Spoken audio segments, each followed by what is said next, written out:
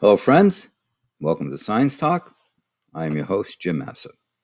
In this video presentation, I want to discuss the issue of climate refugees that will happen as the Earth continues to warm up.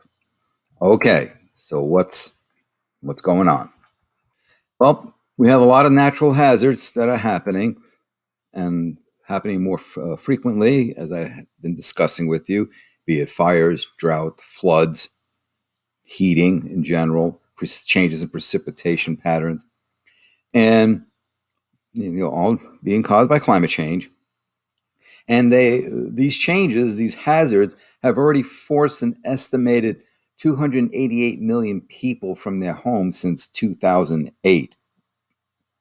That is 3 times the numbers of people displaced by war and conflict.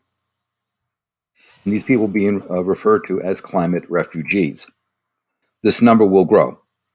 A new study has found that for every 1 degree centigrade Celsius rise in global average temperatures, the chance of displacement from river flooding alone will rise by 50%. And that calculation is based on population numbers currently. As the human number of people increase, so will the risk, up to 110%. Another study does a little more precise prediction, looking at rising sea levels and more intense cyclonic storms. An estimated 1.3 million people in Bangladesh will be forced into migration by 2050.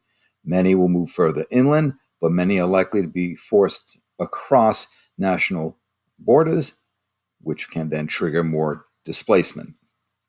Drought, famine are climate-related natural disasters. So are forest fires, extreme heat waves, catastrophic windstorm, devastating floods, via rising sea levels, torrential precipitation events, etc. Now, climate scientists, environmentalists, geographers have been making this warning for years that climate refugees will only increase.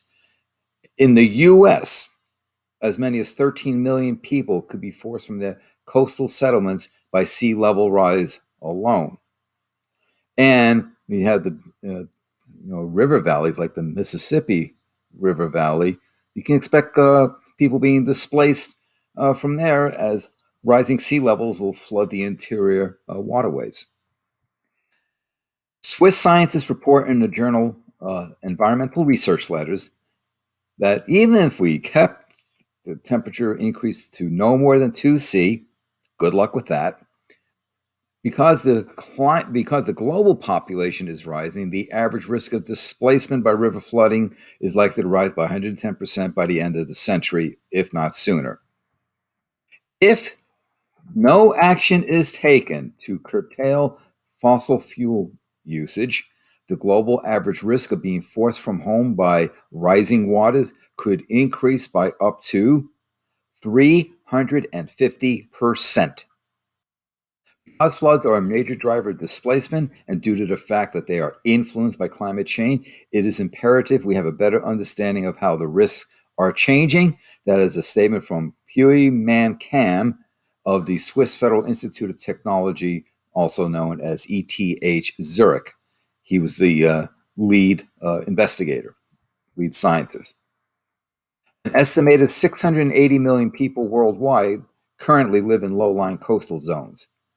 Spanish, Italian, U.S. scientists report in the journal Earth's Future that they had developed a data model to predict the numbers likely to be displaced by any natural hazard to become climate refugees. They tested it in the context of sea level rise, storms, and floods in one low-lying country laced with rivers, Bangladesh, which is home to 163 million people, of whom 41% live at elevations lower than 10 meters above sea level. Their research found that although people in the coastal districts along the Bay of Bengal would be flooded, a surge of migration would ripple across the landscape, impact all 64 districts, I guess, of India, including the capital, Dhaka. So because of climate migration, numbers in the city should grow and eventually decline as people move to get away from the new arrivals. So basically, not quite sure what's going to happen with those folks. So flood events at the coast could ultimately trigger human unrest in the entire country. Displaced people, you move in, they move to other locations, cause further displacement, cause a further stress on the resources, and you create basically a volatile situation.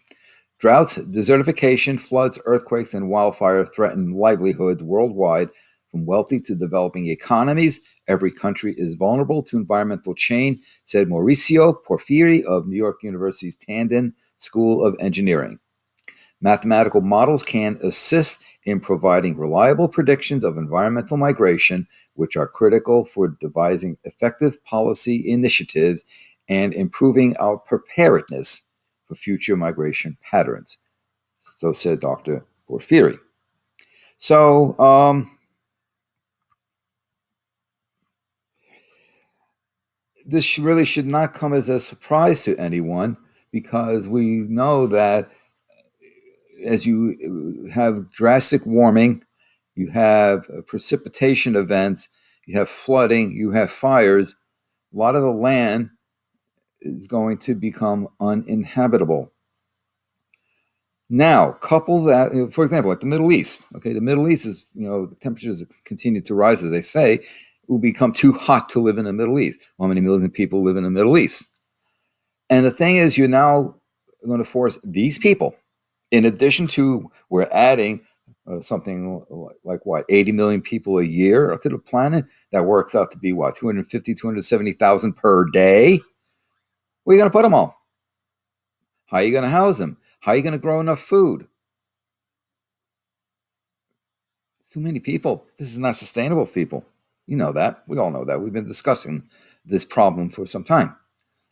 Something is going to break. Something has to snap, and it's coming. So, probably should not come as a great surprise to you, but there you have it. There's going to be climate refugees resulting. It's going to put pressure on the already dwindling finite resources on this planet. And it would not surprise me if Dr. James Lovelock is correct in that by 2075, 6 billion people will have perished by then due to starvation, famine, starvation, the same thing, but due to starvation, pathogens, wars, drought, so lack of clean water, and just exposure to elements. Thank you for your time. Hello, folks. This is Jim here with Science Talk, asking you to please subscribe to my channel and to inform others of my channel and of the work that I do. Please share to social media platforms that you use. Also, as a reminder, don't forget to click the bell so that you know when I load up more videos. Finally, I ask that you support the work that I do by becoming a patron at patreon.com. Details in the description box below. Thank you for your support.